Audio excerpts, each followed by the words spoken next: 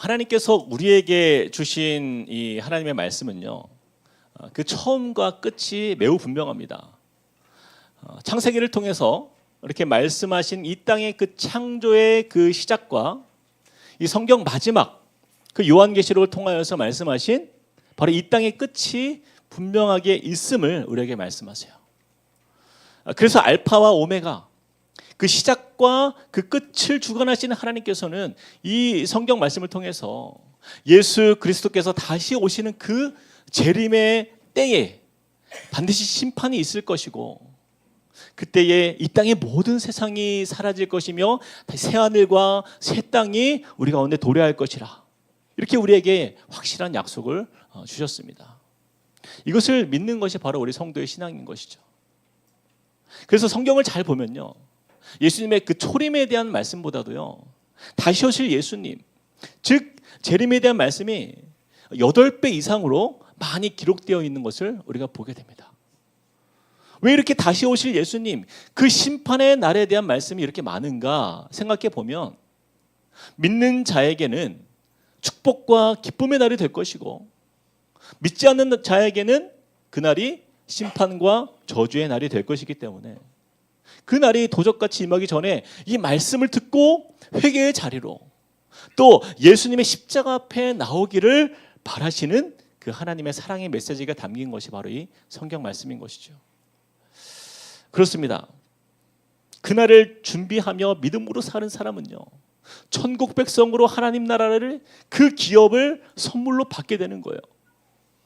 그러나 이 세상에 그냥 휩쓸려서 그냥 세상 사람들이 살아가는 이 세상 풍조에 따라서 그냥 하나님을 두려워하지 않는 그러한 인생, 그렇게 살아가는 인생은 가장 후회해도 소용이 없는 가장 비참한 결말을 맺게 되는 것이 하나님께서 말씀으로 우리에게 경고하시는 것이죠. 이에 대하여 사단은요, 그 하나님의 나라에 대한 기대감에 대한 그 소망을 지우기 위하여 끊임없이 우리를 회방하고 있는 거예요. 이 땅을 살아가는 저와 여러분이 이 장차 올 심판을 예비하지 않고 그것을 잊어버리고 살아가도록 우리의 시선을 자꾸만 이 세상 속에서, 그냥 바쁜 세상 속을 그냥 살아가면서 여기에 머물게 하여서 우리의 관심이 오직 그냥 이 땅의 일들에만 사로잡히도록 그렇게 애를 쓰고 있는 것입니다. 그래서 이 시대에 많은 우리 성도님들이요, 복음을 듣지만 들리지 않는 세대로 점점 변해가는 것을 우리가 보게 돼요. 그런 미혹 가운데 살아가는 것을 보게 돼요.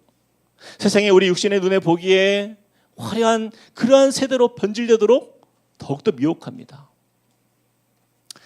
세상에 우리 육신의 눈에 보기에 아주 좋은 것들, 멋진 것들만 추구하도록, 다른 사람들과 또 비교하면서 내가 더 잘 사는가, 그 사람이 더 잘 사는가, 그냥 오직 우리의 관심이 그냥 이 세상사에만 몰두하여서 정작 우리가 추구해야 할 그 소망들, 다시 오실 예수님에 대한 기대를 잊어버리게 하고 심판의 날을 예비하지 않는 그러한 성도로 가득해지도록 사단은요, 치열하게 우리를 미혹하는 것을 우리가 보게 됩니다. 바로 이것이 사단의 영적 공격인 것이죠. 자, 그렇다 보니까 이 현대의 크리스천들에게 당면한 가장 큰 위기는 바로 이것입니다. 교회는 다니지만 영적인 관심이 사라진 성도로 가득해지는 거예요. 영적인 도전 앞에서 아무런 반응도, 아무런 감동도, 아무런 영향력도 없이 그냥 표면적인 그 이름만 그리스도인으로 가득해지는 이 세상이 되어가는 바로 이 세대 속에서 저와 여러분은 말씀으로 반드시 깨어 있어야 하는 것입니다. 오늘 우리가 보게 되는 이 본문 말씀에도 보면 그런 사단의 영향력 아래 살아가는 한 인물이 등장합니다. 바로 그 사람은 벨릭스 총독이었어요. 우리가 지금까지 말씀을 통해 살펴보았듯이 사도 바울의 상황은요, 굉장히 어려운 상황에 있습니다. 대제사장들과 장로들, 그들의 고소로 시작된 이 바울에 대한 재판은요, 우리가 지난번에 보았지만 더둘로라는 유능한 변호사를 고용해서 바울을 모함하고 고발하였지만, 그런데 그 결과를 보니까 결국 바울의 유죄를 입증하지 못했어요. 처음에 그들이 성전 모독죄라는 죄명으로 바울을 모함을 하였지만 바울이 성전을 더럽혔다는 그 증인은 어디에도 없었어요. 또 유대인들을 소유케 했다, 그러한 죄명조차도 바울이 머문 그 짧은 시간 안에 일어날 수 없었던 일이기에 바울이 죄인이라는 증거는 어디에도 찾아볼 수가 없었던 것이죠. 결국 바울은요, 이 바울을 해하려는 종교 지도자들이 꾸민 그 모든 거짓 모함이 이제 다 드러나고 그는 사실 무죄임이 증명이 된 것이에요. 이처럼 총독 벨릭스는요, 그가 보는 앞에서 이루어진 이 모든 재판의 과정을 통해서 그가 확실하게 알 수 있었던 것은 바울의 무죄였던 것입니다. 자, 이제 벨릭스 총독이 이제 어떻게 재판의 결론을 내리는지 한번 보시기 바랍니다. 우리 23절부터 22절부터 23절까지 같이 한번 읽어보겠습니다. 시작. 벨릭스가 이 도에 관한 것을 더 자세히 아는 고로 연기하여 이르되 천부장 루시아가 내려오거든 너희 일을 처결하리라 하고 백부장에게 명하여 바울을 지키되 자유를 주고 그의 친구들이 그를 돌보아 주는 것을 금하지 말라 하니라. 바울을 감옥에 가둘 수도 있었어요. 또 풀어줄 수도 있는 권력을 가진 이 총독 벨릭스는요, 좀 애매한 결정을 내립니다. 재판의 판결을 연기하겠다라는 거예요. 22절에 보니까 벨릭스가 연기하여 이르되 천부장 루시아가 내려오거든 너희 일을 처결하리라. 그때까지 미루겠다라는 거예요. 그리고 23절에 보니까 백부장에게 명하여서 바울을 지키게 하는데 그에게 자유를 주고 그의 친구들이 그를 돌보아 주는 것을 막지 말라. 이렇게 명령을 내려요. 아니, 바울이 죄인으로 여겨지면 감옥에 가두면 될 것이고 만약에 죄인이 아니면 그를 풀어주는 것이 맞지 않습니까? 그런데 벨릭스는 그를 감옥에 가두는 것도 또 풀어주는 것도 아닌 조치를 취하는 거예요. 벨릭스가 볼 때 바울이 분명 무죄는 무죄인데 정치적으로 볼 때 지금 당장 풀어주는 것이 유익이 없는 거예요. 유대 종교 지도자들의 그 심기를 불편하게 할 수 있기 때문에 그들의 눈치를 보는 거예요.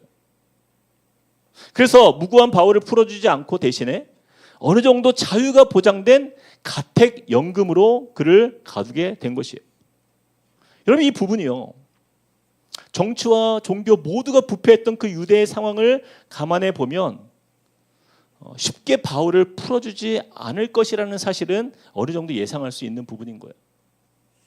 자, 그런데 22절 말씀에 보면요, 흥미로운 표현이 하나 등장합니다. 이 벨릭스 총독이 어떤 사람이었냐 보니까 22절에 벨릭스가 이 도에 관한 것을 더 자세히 아는 거로 이렇게 말씀하고 있어요. 다시 말하면 벨릭스 총독은요, 바울이 믿는 그 믿음, 이 복음의 진리에 대한 이야기를 그가 이미 듣고 알고 있었다라는 거예요. 이 부분을 영어 성경으로 보니까 펠릭스 having, 가졌다라는 거예요. A more exact knowledge about the way, 그 길, 그 진리의 길, 예수의 길에 대해서 그가 정확한 그 지식을 그가 가지고 있었다라는 거예요. 여러분, 이것이 중요합니다. 여러분, 잘 보면요, 벨릭스 총독이요, 예수에 대해서 그가 듣고 이미 알고 있었어요. 또한 바울이 지내온 그 모든 인생의 그 스토리를 이 벨릭스는요 이미 알고 있었습니다. 바울이 왜 여기까지 왔는지, 왜 이런 모함 가운데 억울한 재판을 받고 있는지, 그 입장을 그가 모르는 바가 아니었다라는 거예요. 왜냐하면 벨릭스 총독이 무엇을 가지고 있었다고요? Knowledge about the way, 예수의 도에 대한 지식, 그 진리에 대한 지식을 그가 가지고 있었기 때문이라는 거예요. 그래서 그가 어떻게 합니까? 24절 말씀 같이 한번 읽어볼까요? 앞부분 시작. 수일 후에 벨릭스가 그 아내 유대 여자 드루실라와 함께 와서 바울을 불러 그리스도 예수 믿는 도를, 그 바울을 불러다가 그의 무엇을 들었다고요? 예수 믿는 도를 들었다라는 거예요. 지금 총독 벨릭스는요, 여러분, 이것은 놀라운 반전이에요. 죄인 취급받던 이 바울에게 유대 최고 권력자였던 이 벨릭스 총독 부부가 그 예수의 복음 앞에서 귀를 기울이고 있지 않습니까?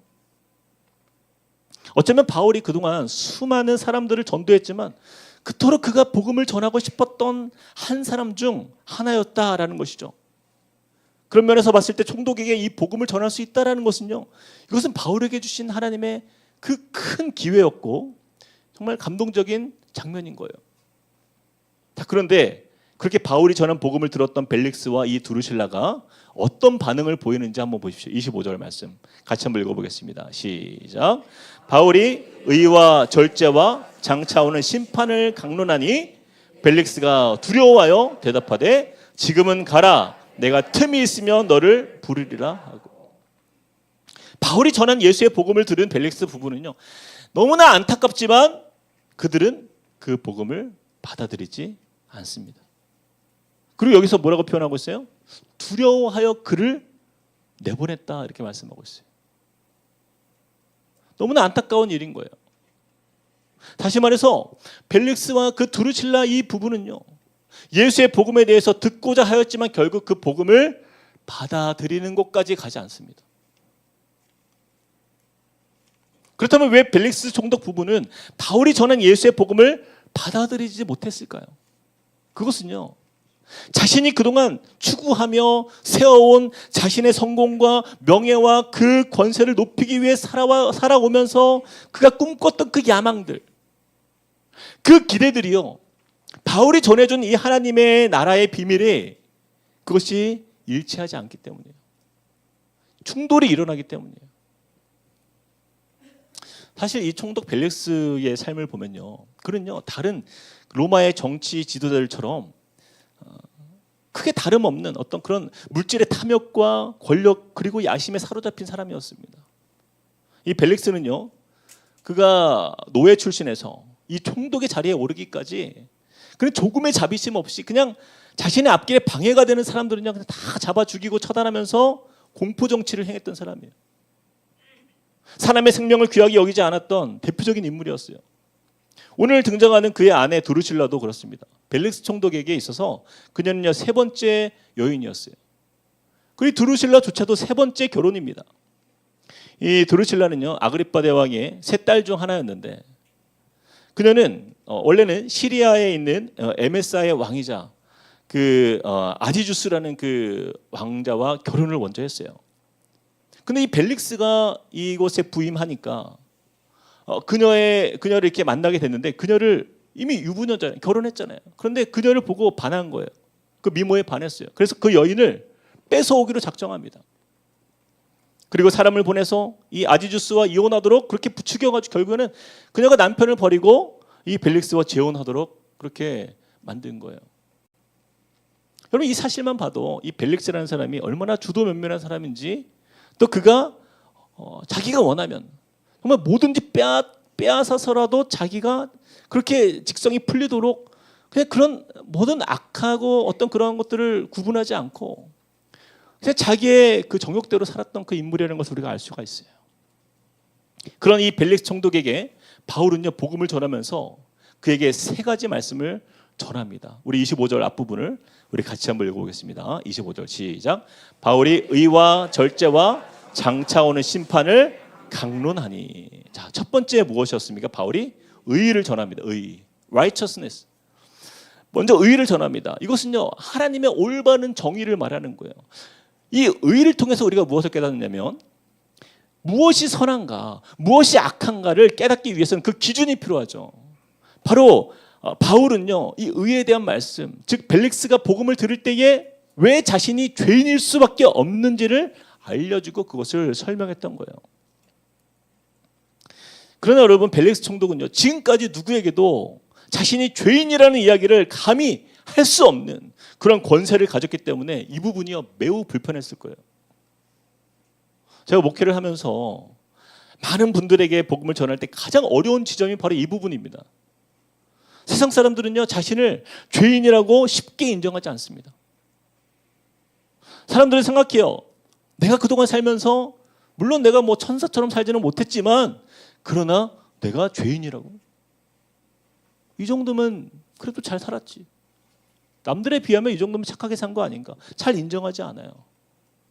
왜 그렇습니까? 바로 사람들은요, 죄라고 하면요, 바로 윤리적인 죄만 생각하기 때문이에요. 하지만 이것은 죄에 대한 본질을 잘 모르는 것이죠. 그래서 바울은 로마서를 통하여서 이 죄의 정의를 분명하게 우리에게 가르치지 않습니까? 로마서 1장 28절에서 32절 말씀 제가 한번 읽어보겠습니다. 또한 그들이 마음에 하나님 두기를 싫어하며 하나님께서 그들을 상실한 마음대로 내버려 두사 합당하지 못한 일을 하게 하셨으니 곧 모든 불의, 추악, 탐욕, 악의가 가득한 자요, 시기, 살인, 분쟁, 사기, 악독이 가득한 자요, 수근수근하는 자요, 비방하는 자요, 하나님께서 미워하시는 자요, 능욕하는 자요, 교만한 자요, 자랑하는 자요, 악을 도모하는 자요, 부모를 거역하는 자요, 우매한 자요, 배악하는 자요, 무정한 자요, 무자비한 자라. 그들이 이 같은 일을 행하는 자는 사형에 해당한다고 하나님께서 정하심을 알고도 자기들만 행할 뿐 아니라 또한 그런 일을 행하는 자들을 옳다 하느니라. 여러분, 바로 우리에게 있어서 근본적인 그 죄, 사람의 마음에 누구를 두기 싫어한다고요? 하나님을 두기 싫어하는 것, 바로 그것이 죄라는 거예요. 그러므로 바울은 이 벨릭스 총독에게 이 하나님의 의를 가르치면서 그 마음에 하나님 두기를 싫어하는 그 모든 그 행위들, 이것이 죄와 연결되었음을 그에게 가르친 것이에요. 그리고 그에게 요청합니다. 회개를 요구하는 거예요. 사도행전 3장 19절 말씀 우리 같이 한번 읽어볼까요? 그러므로 시작. 그러므로 너희가 회개하고 돌이켜 너희 죄 없이함을 받으라. 이같이 하면 새롭게 되는 날이 주 앞으로부터 이를 것이요. 회개함 없이 죄사함이 없는 것처럼 복음을 받아들이는 사람은요, 반드시 내가 죄인임을 인정하고 그 죄에서 돌이키는 그 회개로부터 구원이 시작되는 것입니다. 제가 가끔 이렇게 전도할 때 보면 때로는 쉽게 예수님을 믿겠다고 그렇게 인정하는 사람들이 가끔 있어요. 구원을 주신다고 하니까 돈이 드는 것도 아니고 뭐 영생을 얻도록 천국을 주신다는데 굳이 마다하지 않는 그러한 것이죠. 근데 예수 그리스도에 대해서 참 수용적인 사람을 가끔 만날 때가 있어요. 근데 문제는 죄에 대한 이야기가 나오면 좀 달라집니다. 내가 얼마나 큰 죄인인지 그 죄에 대해서 깊은 깨달음을 갖지 못하는 사람들을 볼 때가 참 많아요. 언젠가부터가 현대 교회에서도요, 이 죄에 대한 이야기가요 굉장히 불편해진 시대가 되었습니다. 요즘 많은 교회들이 강단에서 선포되는 그 설교를 들어보면요, 여러분 가장 인기 없는 설교 주제가 뭔지 아세요? 첫 번째가 죄고요, 그 다음에 회개, 그 다음에 놀랍게도 예수입니다. 여러분, 우리 신앙생활에서 가장 중요한 이 세 가지 원리, 죄와 회개와 예수 그리스도, 이 단어가 들어가면요 사람들이요 그것을 잘 열어보지 않아요. 그런데 설교 제목에 평강, 은혜, 회복, 치유, 복, 이런 단어가 들어가면요 사람들의 관심이 눈에 띄게 증가하는 것을 보게 돼요. 왜 그렇습니까? 죄 문제의 심각성을 온전히 깨닫지 못하기 때문이에요. 그리고 죄 문제에 대해서 나를 돌아보고 내가 변화되기보다는 내 삶에 도움이 되는 하나님을 찾는 경우가 더 많기 때문이에요. 벨릭스는요, 이 하나님의 의, 자신의 삶의 문제가 드러나는 것이 수치스럽고 불편했던 거예요. 그러나 여러분, 교회는요, 우리가 듣고 싶은 말을 듣기 위해서 우리가 이 자리에 있는 것이 아닙니다. 설교는 그래요, 우리가 듣고 싶은 말씀을 골라 듣는 자리가 아니에요.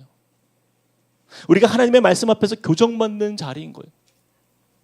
피조물 된 저와 여러분이요, 우리 인간들이 이 창조주 되신 그 하나님 앞에서 정말 자신을 낮추고 내 뜻을 하나님께 맞추는 자리가 바로 이 말씀의 자리, 예배의 자리인 줄 믿으시길 축복합니다. 그래서 여러분, 설교자도 마찬가지예요. 말씀을 전하는 저도 마찬가지예요. 목사가 하고 싶은 이야기를 강단을 이용해서 외치는 것이 아닙니다.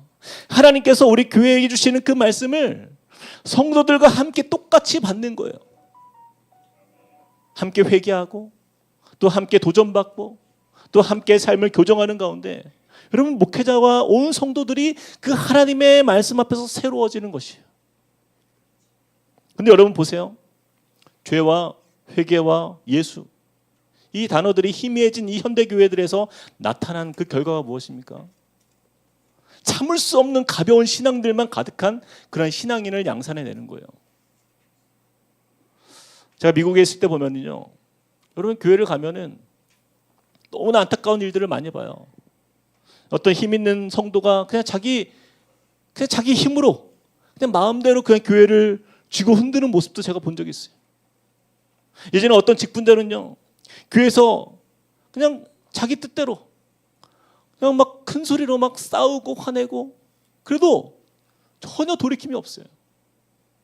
저는 그런 모습을요 많이 봤어요. 왜 이런 일들이 있는가? 내가 듣고 싶은 말씀만 가려듣기 때문이에요. 내 양심을 찌르는 말씀을 듣지 않는 사람, 받지 않는 사람, 내 죄된 모습을 살피지 않는 사람은요, 결국에는 벨릭스 총독처럼 예수님을 아는 지식으로만 끝나는 그런 사람으로 살게 되는 거예요. 목회자도 마찬가지예요. 하나님의 말씀이 임할 때 그 말씀이 내가 먼저 그 말씀 앞에서 엎드러지지 않는 목회자는요, 결국에는 그 말씀이 자신의 삶에서 능력으로 나타나지 않습니다. 사랑하는 성도 여러분, 참 복음은 무엇입니까? 우리가 죄인임을 인정하고 돌이키며 회개하는 자리에서 내 자신을 낮추는 자리, 하나님의 능력만 나타나는 자리, 그 안에 있음을 믿으시길 축복합니다. 그래서 우리는 이 말씀을 기억해야 돼요. 로마서 5장 8절 말씀 우리 같이 한번 읽어봅시다. 시작. 우리가 아직 죄인 되었을 때에 그리스도께서 우리를 위하여 죽으심으로 하나님께서 우리에 대한 자기의 사랑을 확증하셨느니라. 우리가 이전에 세상 살면서 하나님을 마음에 두기 싫어했던 죄인의 삶에서 그 모든 죄를 탕감받고 의인이 될 수 있었던 바로 그 은혜는요, 여러분, 우리가 그냥 교회를 다닌다고 해서 이루어지는 것이 아니라 십자가 앞에서 날마다 우리의 죄를 고백하며 내가 죄인임을 인정하고 회개하는 그 사람만이 얻는 은혜인 것이. 저는요, 우리 함께 꿈꾸는 교회에 속한 모든 우리 성도님들이 이 벨릭스 총독처럼 이 죄 문제에 대해서 회피하는 사람이 한 명도 없기를 주님의 이름으로 축복합니다. 우리를 죽기까지 사랑하신 그 예수님의 그 사랑 앞에서 우리의 모든 죄를 자복하고 회개하는 가운데 우리를 구원하시는 참 하나님의 사랑을 깊이 만나시는 우리 모두가 되길 주님의 이름으로 축복드립니다. 자, 이어서 우리 보면 바울이 벨릭스 총독에게 두 번째로 가르친 것이 무엇이었어요? 25절에 보니까 바울이 의와 절제를 가르칩니다. 절제입니다. 영어로 셀프 컨트롤이에요. 바울은 먼저 복음을 전하면서 이 하나님의 의를 전함으로 이 벨릭스 총독 부부가 스스로가 죄인임을 깨닫고 이 죄로부터 돌이키기를 바랬다라고 한다면 이제는 그가 어떻게 살아야 하는가, 그것을 가르친 거예요. 자, 그렇다면 복음을 받아들이는 인생 속에서 왜 바울은 이 절제를 중요하게 다루었을까? 그 이유는요, 바로 예수 그리스도를 영접한다라는 것은 내 삶의 주인이 바뀌었다라는 것을 의미하기 때문입니다. 내 삶의 주인이 바뀌는 거예요. 이제는 내가 내 삶의 주인이 아니라 예수 그리스도께서 내 삶의 주인이 되시기 때문에 나는 죽고 예수로 사는 인생으로 바뀐 것을 의미하는 거예요. 바울은 이 벨릭스 총독이 그동안은 자기 마음대로 살았잖아요. 무슨 절제가 있습니까? 예수 없는 인생은요, 절제할 필요가 없어요. 그냥 죄 중독대로 살아가는 거예요. 자기가 하고 싶은 대로 자기 욕심대로 그냥 방탕하고 방종하면서 살았겠지만 예수를 모신 인생은 그럴 수 없다라는 것을 선포하는 거예요. 바로 나의 삶의 주인 되시는 예수 그리스도가 계시기 때문에 내 감정과 이 충동을 셀프 컨트롤, 절제하고 내 안에 사시는 예수께서 말씀하시는 대로 내가 순종하는 삶을 살도록 가르치는 것이에요. 어쩌면 벨릭스 총독은요, 이 절제에 대한 바울의 말씀을 들으면서 고민이 되었을 거예요. 지금 유대 총독을 넘어서 그게 야망이 있잖아요. 온 세상을 지배하는 그 꿈을 가지고 내가 내 법대로 세상을 호령하면서 누구에게도 간섭받지 않는 가장 높은 곳을 향한 그 야망을 가지고 지금까지 달려왔는데 내 인생의 주인됨을 내려놓으라. 그럼 이것은요, 쉽게 받아들일 수가 없는 거예요.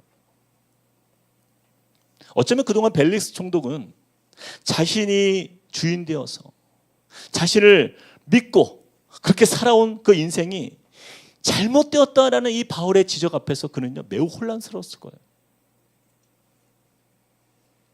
그러나 그동안 살아온 인생이 중요한 것이 아니라 여러분 앞으로 어떻게 살아가는가가 더 중요한 것처럼 자신에게 익숙하지 않은 그동안 익숙했던 그 길을 가기보다는 옳은 길을 선택해야죠. 바른 길을 선택해야죠. 생명의 길을 그가 보았다면 그 길을 향해서 나아가는 것이 가장 현명한 선택이라는 것을 그가 기억해야 하는 것이죠. 그러나 이 벨릭스 총독은요, 거기까지 나아가지 않습니다.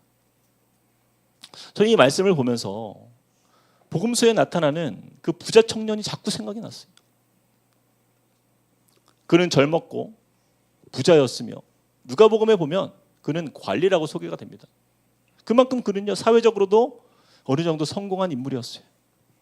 근데 그 이 부자 청년이 예수님께 나와서 이런 질문을 하죠. 내가 무엇을 하여야 영생을 얻으리까? 그때 예수님이 이렇게 말씀합니다. 누가복음 18장 22절에서 23절 우리 같이 한번 읽어보겠습니다. 시작. 예수께서 이 말을 들으시고 이르시되 내게 아직도 한 가지 부족한 것이 있으니 내게 있는 것을 다 팔아 가난한 자들에게 나눠주라. 그리하면 하늘에서 내게 보화가 있으리라. 그리고 와서 나를 따르라 하시니 그 사람이 큰 부자이므로 이 말씀을 듣고 심히 근심하더라. 이 부자 청년은 결국 영생을 얻지 못합니다. 왜요? 그 인생의 주인이 돈이었기 때문이에요. 23절 말씀처럼 그 사람이 큰 부자이므로 이 말씀을 듣고 심히 근심하더라. 이 부자 청년은 그렇게 예수님을 떠나갔어요. 근데 여러분, 벨릭스도 그렇죠. 그 말씀을 듣고 두려워하여 그를 내보냅니다. 이 부자 청년과 똑같은 반응을 보이는 거예요. 나의 생각, 나의 경험, 나의 실력, 나의 계획, 나의 기대, 나의 성공, 나의 야망, 나의 기질, 나의 스펙, 어떤 나의 조건, 이 모든 유혹으로부터 절제할 수 없는 거예요. 그런데 벨릭스 총독이 그렇게 살아온 거예요. 그 길을 선택한 거예요. 그의 인생의 주인됨을 예수님 앞에 내려놓지 못합니다. 우리 함께 25절부터 26절에 보니까 이렇게 말씀하고 있어요. 우리 같이 한번 읽어봅시다. 바울이 시작. 바울이 의와 절제와 장차오는 심판을 강론하니 벨릭스가 두려워하여 대답하되 지금은 가라. 내가 틈이 있으면 너를 부르리라 하고 동시에 또 바울에게서 돈을 받을까 바라는 거로 더 자주 불러 같이 이야기하더라. 여러분 지금 벨릭스가 바울에게 바라는 것이 무엇이에요? 돈입니다. 바울에게서 돈을 받을까 바라는 거로 결국 그의 최종 관심은요, 돈이었어요. 바울을 통해서 복음을 듣고 있는 지금도 그가 얻고자 하는 그 머릿속에 가득 찬 것은요, 구원에 관한 관심이 아니라 돈이었다라는 거예요. 이처럼 돈이 인생의 주인인 사람은요, 아무리 가져도 그 탐욕 속에서 헤어나올 수 없는 거예요. 여러분 보셨잖아요. 벨릭스가 어떤 사람입니까? knowledge about the way. 예수에 대한 진리의 지식을 그가 가지고 있었던 사람이에요. 바로 이것이 아는 자와 믿는 자의 차이인 것입니다. 벨릭스는요, 철저히 예수님을 지식으로 알았던 사람이에요. 믿음의 대상, 내 삶의 주인이 아닌 그냥 예수에 대해서 익히 들어서 그냥 잘 알고 있는 그런 지식으로 충만한 사람이었어요. 그러나 예수님을 주인으로 모신다라는 의미는요, 내 생각과 내 뜻을 내려놓는 거예요. 오직 예수님의 말씀 앞에서 나를 내어드리고 그 말씀이 나를 이끄시도록 내가 내 자신을 내어 맡기는 것이죠. 왜냐하면 이것이 가장 안전한 길이고 바로 그것이 생명의 길이기 때문에 내 인생의 길을 기쁘게 예수님께 내어 맡길 수 있는 사람, 바로 그 사람이 예수 그리스도를 영접한 사람인 것입니다. 저는 우리 함께 꿈꾸는 계속한 모든 성도님들에 대한 기도가 바로 이것이에요. 그저 우리가 예수 그리스도를 아는 사람으로 남으면요, 우리는 이 벨릭스 총독과 다를 바가 없는 거예요. 우리 삶의 주인 되시는 그 예수 그리스도, 우리 주님은 한 분밖에 없음을 믿고 고백하는 자리까지 나아가시는 우리 모두가 되기를 주님의 이름으로 축복드립니다. 자, 마지막 세 번째로 바울이 벨릭스에게 나눈 복음의 메시지가 있었어요. 우리 같이 한번 25절 앞부분을 읽어볼까요? 시작. 바울이 의와 절제와 장차 오는 심판을 강론하니. 세 번째는 뭐예요? 장차 오는 심판이었어요. 장차 오는 심판. 셋째로 바울은요, 벨릭스 총독 부부에게 이것을 가르칩니다. 여러분, 지금 벨릭스에게 있어서 그가 가진 착각이 하나가 있었어요. 착각. 그것은 자신의 나라와 자신의 권세가 영원할 것이라는 믿음이에요. 벨릭스 총독은요, 당장 눈에 보이는 이 로마, 이 나라가 가장 위대해 보이는 거예요. 이것이 전부라고 믿었던 거예요. 그러나 이러한 생각은요, 이 땅의 나라만 알고 하나님 나라에 대해서 무지한 사람들의 모습인 것이죠. 그러나 우리 하나님은요, 성경을 통해서 우리에게 분명히 이렇게 말씀하십니다. 히브리서 12장 28절에서 29절 말씀 같이 한번 읽어봅시다. 시작. 그러므로 우리가 흔들리지 않는 나라를 받았은즉 은혜를 받자. 이로 말미암아 경건함과 두려움으로 하나님을 기쁘시게 섬길지니 우리 하나님은 소멸하는 불이심이니라. 하나님은요, 소멸하는 불이라 말씀하십니다. 여러분, 성경 역사에 존재했던 그 큰 나라들, 그 큰 성읍들, 애굽, 바벨론, 페르시아, 아시리아, 그리고 이 로마에 이르기까지 전 세계를 호령했던 그 큰 나라들이요, 성경 말씀의 예언대로 하나님의 심판 앞에서 모두 사라졌던 것을 우리는 역사를 통해 볼 수 있는 거예요. 예레미야서 12장 17절 말씀, 그들이 순종하지 아니하면 내가 반드시 그 나라를 뽑으리라, 뽑아 멸하리라, 여호와의 말씀이니라. 바울은요, 이 벨릭스 총독에게 그 소멸하시는 하나님, 그 어떤 이 땅의 권세도, 그 어떤 나라도 하나님은 심판 가운데 그들을 멸하실 수 있는 하나님. 그래서 우리에게 무엇을 추구하라 말씀하십니까? 이 땅에 흔들리는 나라가 아니라 그 하나님의 나라, 흔들리지 않는 그 하나님의 나라를 위하여 살라, 이렇게 가르치는 것이에요. 그러나 벨릭스의 반응이 무엇입니까? 25절 말씀을 보니까요, 우리가 아까 읽었지만 바울의 의와 절제와 장차 오는 심판을 강론하니 벨릭스가 어떻게 했다고요? 두려워하여 대답하되 지금은 가라. 내가 나중에 시간 나면 다시 너 부를게. 그는 하나님의 심판의 메시지를 듣고 어느 정도 두려워하는 마음이 있었어요. 근데 그것이 다예요. 그는 눈에 보이는 세상을 사랑했고 자신이 지금 누리고 있는, 추구하고 있는 이 세상 권세의 즐거움에 취해서 하나님의 나라에 더 이상 관심을 두지 않습니다. 결국 벨릭스 총독은요, 예수를 아는 자였지만 그는 믿는 자의 자리까지 나아가지 못합니다. 제가 이 말씀을 준비하면서 최근에 있었던 일이 생각이 났어요. 최근에 우리 교회에 한 권사님 가정을 방문해서 이렇게 신방한 적이 있었어요. 그런데 그 집에 들어가 보니까 뜻밖에도 그날 지방에 사시던 그 권사님의 오빠가 그 집에 오신 거예요. 그래서 집에 들어가 보니까 그 오빠분이 함께 계신 거예요. 이미 70이 되시도록 전혀 교회와 상관없는 인생을 사셨어요. 근데 제가 그 타이밍에 저를 만난 거예요. 근데 어쩔 수 없이 신방을 받아야 되잖아요. 함께 받으신 거예요. 그래서 저는 제 마음에 그런 마음이 드는 거예요. 이것이 하나님 주신 기회구나. 그래서 이 권사님 신방을 왔지만 그 예수님을 모르는 그 오빠가 계시니까 그분이 더 많이 이제 관심이 가서 함께 여러 가지 이야기를 나누게 되었어요. 이렇게 신방이 맞춰지는데 제가 부탁을 하나 드렸습니다. 내일이 주일인데 혹시 며칠 더 계시면 내일 우리 교회에 한번 꼭 와보시라고 이렇게 부탁을 드렸어요. 근데 여러분, 놀랍게도 다음날 주일날 이 예배 자리에 그 오빠분이 진짜 오신 거예요. 그래서 제가 너무 기뻐가지고요, 정말 반갑게 인사했습니다. 근데 그러고 나서 이제 시간이 지났는데 며칠 안 가서 너무나 가슴 아픈 소식을 제가 듣게 되었어요. 그 오빠분이 암으로 투병 생활하시는 가운데 갑자기 암이 급속하게 퍼져가지고 상황이 많이 안 좋아진 거예요. 그래서 병원에 입원하신 거예요.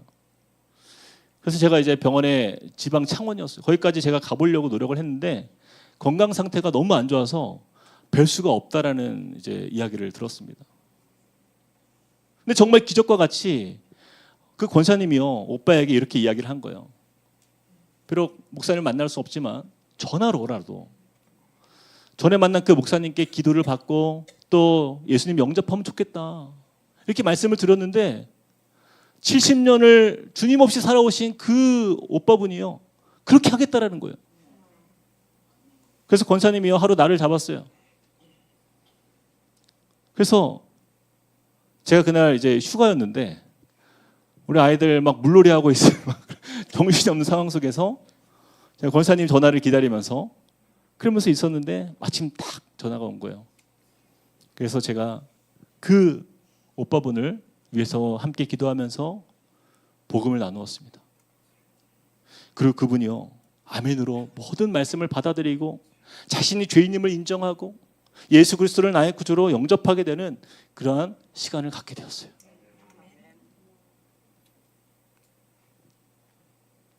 저는 오늘 말씀을 보면서 그 오빠분이 생각이 났어요. 여러분, 벨릭스는 세상 권세를 다 가진 이 땅에서 가장 큰 영광을 누렸지만 그는 하나님이 바울을 통해 주신 그 구원받을 기회를 그는 거부했던 사람입니다. 결국에 그의 인생은요, 심판의 자리에서 하나님의 진노의 자리에 머무는 인생이 된 거예요. 그러나 방금 나오는 그 권사님의 오빠는요, 누구도 알아주지 않는 그 평범한 인생을 살았고 병든 인생이었고 어떻게 보면 참 낙심되는 인생이었지만 결국에는 누구를 만난 거예요? 예수 그리스도를 만난 거예요. 예수를 아는 자로 남지 않고 예수를 믿는 자의 자리로 나아가 구원을 얻은 거예요. 여러분, 이것이 하나님의 나라를 소유하는 은혜를 누리는 인생이 된 것입니다. 누가복음 12장 20절에서 21절 말씀에 이런 말씀이 있어요. 하나님은 이르시되 어리석은 자여 오늘 밤에 내 영혼을 도로 찾으리니 그러면 네가 준비한 것이 누구의 것이 되겠느냐 하셨으니 자기를 위하여 재물을 쌓아두고 하나님께 대하여 부유하지 못한 자가 이와 같으니라. 사랑하는 성도 여러분, 우리는 오늘 말씀을 마음에 새기면서 꼭 기억해야 될 것이 있어요. 예수를 아는 자는 장차 오는 심판을 두려워하는 자가 될 것이고요, 예수를 내 삶의 주인으로 모시는 자는 믿는 자로 하나님의 나라에 임할 때 가장 큰 기쁨과 영광을 누리는 하나님의 자녀가 될 것입니다. 오늘 말씀을 통해서 우리의 믿음을 돌아보면서 참 구원을 주시며 참 소망이 되시는 그 예수 그리스도를 우리 삶의 주인으로 모시고 참 믿음으로 살아가는 우리 모두가 되기를 주님의 이름으로 축복드립니다. 우리 같이 들은 말씀을 기억하면서 함께 찬양하시겠습니다. 내가 주인 삼은 모든 것 내려놓고. 우리 가사처럼 오직 주님만 내가 사랑할 수 있는 믿음을 가지고 우리가 이 땅을 살기 소망합니다. 하나님, 내가 세상의 모든 것 다 가져도 주님이 없으면 나는 아무것도 아닌 인생입니다. 그 고백을 가지고 우리의 삶의 주인 되시는 예수님을 바라보면서 우리 함께 고백하며 찬양하시겠습니다. 내가 주인 삼은 모든 것.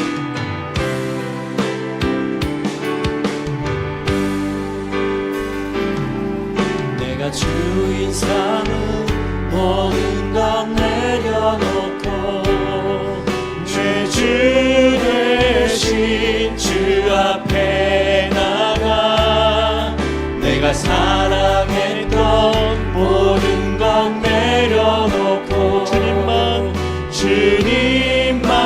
사랑. 한 번 더. 내가 주인 삼은 모든 것, 내가 주인 삼은 모든 것 내려놓고 내 주 되신 주 앞에 나가 내가 사랑했던 모든 것 내려놓고 주님만 사랑해.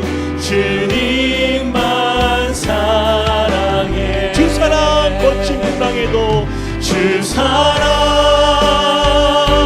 거친 풍랑에도 깊은 바다처럼 나를 잠잠케 해. 주 사랑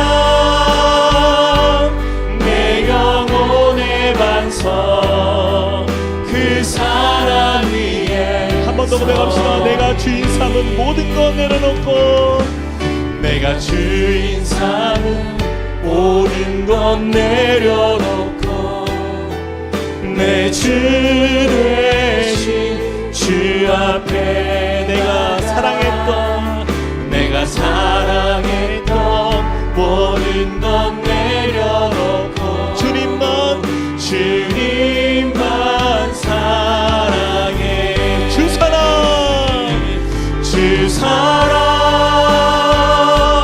거친 풍랑에도 깊은 바다처럼 나를 잠잠케 해. 주 사랑 내 영혼의 반석, 그 사랑 위에 서리. 우리 시간에 같이 한번 기도합시다. 오늘 아까 나누었던 말씀처럼 여러분, 이 세대는요 가장 신앙의 본질인 죄와 회개와 예수의 이름이 점점 희미해지는 세대 속에 우리 살고 있습니다. 여러분, 교회를 가보세요. 세상에 많은 교회들이요 이 이야기가 너무 불편해지는 거예요. 죄에 대한 이야기를 나누기가 어려워지고요, 회개하라는 선포가 없어지는 세대가 되고 있어요.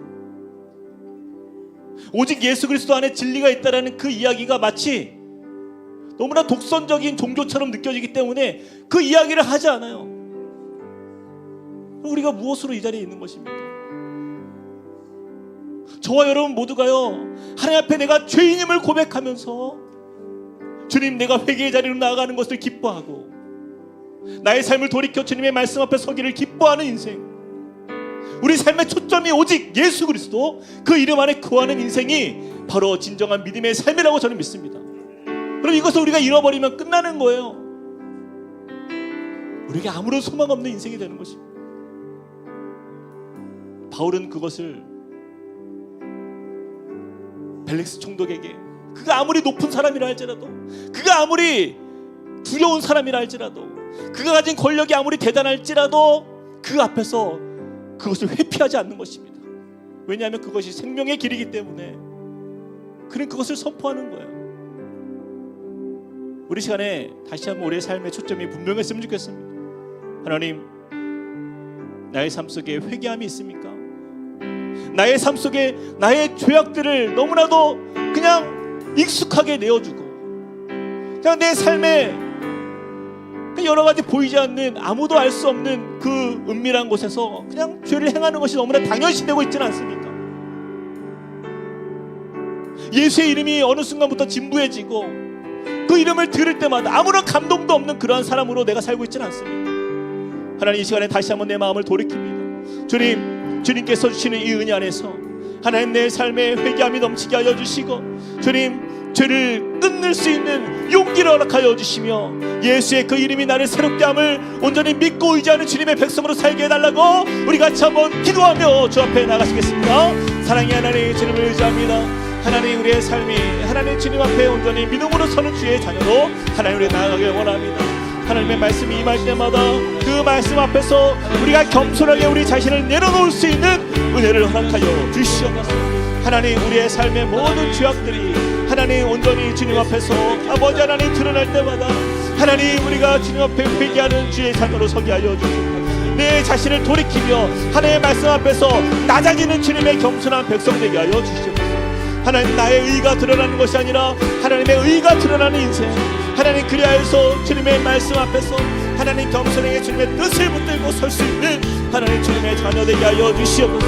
하나님, 죄가 아버지 하나님 우리의 삶을 아버지 하나님 붙들지 못하도록 하나님 겸손하게 예수 그리스도 그 이름 안에서 하나님 참 자유가 있음, 생명의 능력이 그 안에 있음을 하나님 믿고 선포하게 하여 주시옵소서.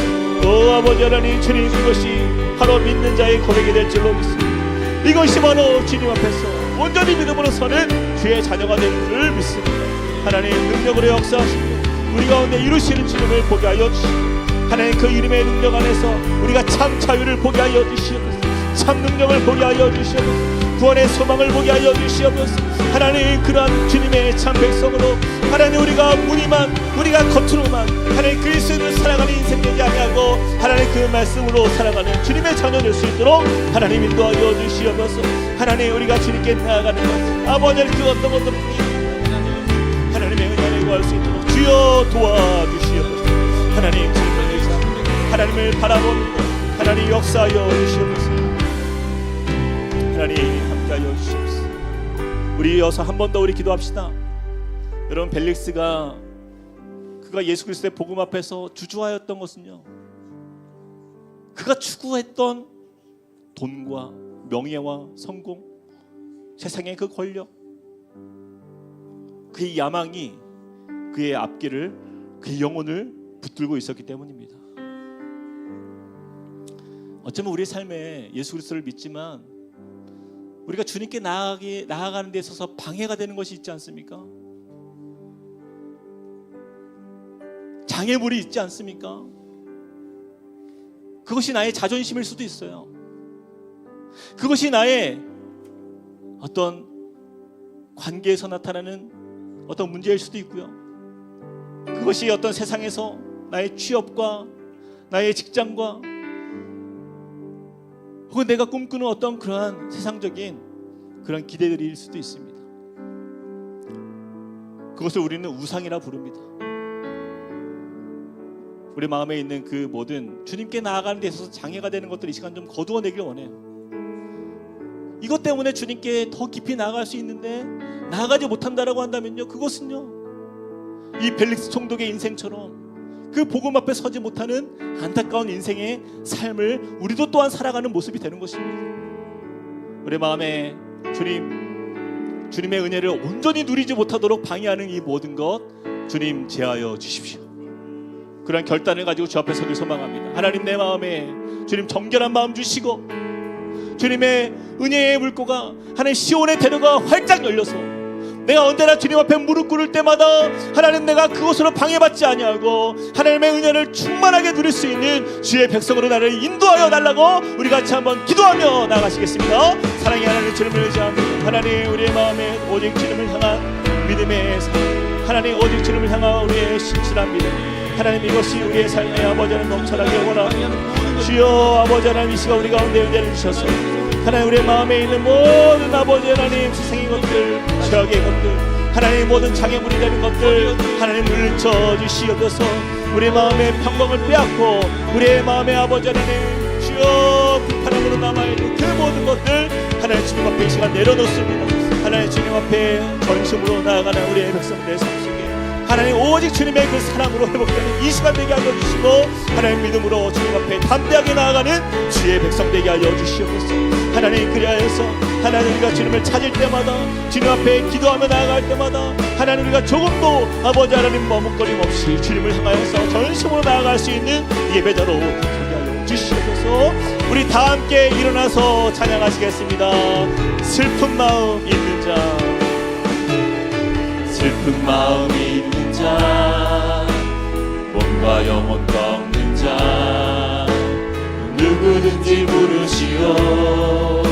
예수 이름 부르시오. 그 이름을 믿는 자, 그 이름을 부르는 자, 그가 어떤 사람이든 그는 구원하리라. 한 번 더. 슬픈 마음 있는 자, 슬픈 마음이 있는 자, 몸과 영혼 병든 자, 몸과 영혼 병든 자, 누구든지 부르시오.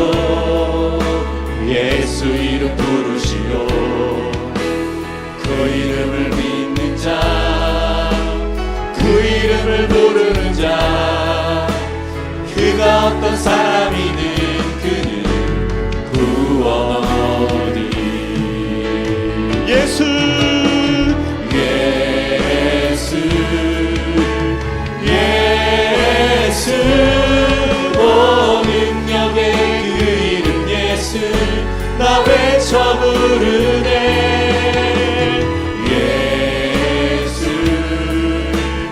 예수 오 구원의 그 이름 예수, 나 외쳐 부르네. 예수 그리스도. 은가 내게 없으나 나 가진 건 너에게 주니.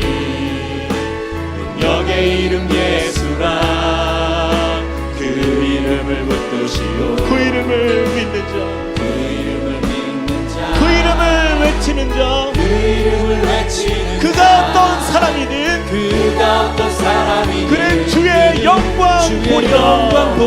믿음으로 선포합시다. 예수 예수 예수 예수 오 능력의 그 이름 예수 나 외쳐 부르네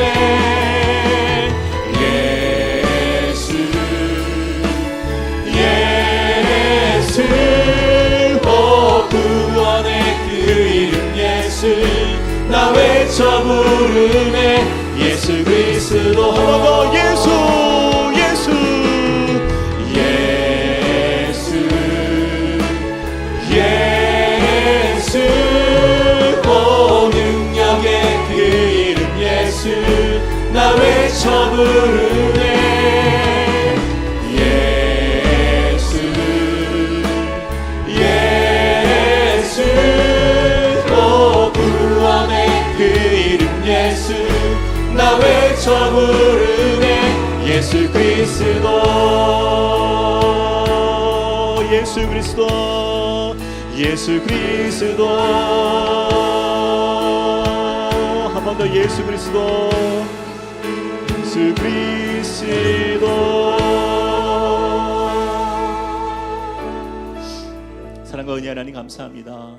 주님 참 연약한 인생을 살면서 참 우리는 조금만 무엇을 가지고 누리고 채워지면 쉽게 교만해져서 정말 주님이 보이지 않고 육신의 정욕대로 살아가는 우리의 모습을 봅니다. 그러나 또한 조금만 어려워지고 조금만 상황이 힘들어지면 다시 또 주님 앞에서 또 무릎 꿇고 주님을 찾는 그런 모습도 우리 안에 있습니다. 하나님, 우리의 삶의 전부가 되시는 주님, 우리의 삶의 소망이 되시는 주님, 그 예수의 이름 앞에 하나님 우리가 기쁠 때나 슬플 때나 가난할 때나 부유할 때나 우리가 광야 가운데 거하거나 혹은 아름다운 땅에 거할지라도 우리가 변함없이 주님만을 사랑하며 주님이 나의 전부이심을 우리의 주인 되심을 믿음으로 선포할 수 있는 그러한 믿음을 우리에게 허락하여 주시옵소서. 주님, 죄 고백이 사라지고 회개함이 없는 또 예수의 이름이 사라져가는 이 세대 속에서 주님, 우리의 참 진리가 되시는 주님 앞에 그저 우리가 무엇을 얻고자 무엇을 우리가 채우고자 그렇게 하나님을 이용하는 그런 종교인으로 남지 않도록 우리를 붙들어 주시고, 주님, 우리 삶에 여러 가지 부족하고 채워지지 않고 소망이 없어 보이는 삶을 살아갈지라도 예수의 이름이 우리 안에 있으면 그 이름으로 넉넉하게 감사하며 그 주님의 이름으로 만족하며 그 이름 안에서 자유하며 그렇게 우리 아버지 되시는 하나님 앞에 기쁨으로 설 수 있는 믿음의 백성들 될 수 있도록 우리에게 은혜를 더하여 주시옵소서. 주님, 그렇게 주님의 말씀이 들릴 때마다 아는 자로 그치지 않게 하여 주시고 믿는 자가 되게 하여 주시고 믿음으로 살아가는 주의 백성 될 수 있도록 우리의 삶을 인도하여 주시옵소서. 이제는 우리 주 예수 그리스도의 은혜와 하나님 아버지의 크신 사랑과 성령님의 감동, 감화, 교통하심이 오늘 말씀을 통하여서 예수 그리스도를 아는 자로 끝나는 인생이 아니라 믿음으로 반응하며 예수 그리스도께서 주시는 그 꿈을 가지고 주님 앞에 나의 참 주인 되시는 주님의 인도하심을 따라서 날마다 믿음으로 서기를 소망하며 나아가는 주님의 백성들 머리 위에, 그리고 그의 가정과 함께 꿈꾸는 교회 위에 이제로부터 영원토록 함께 하시기를 간절히 축원하옵나이다. 아멘.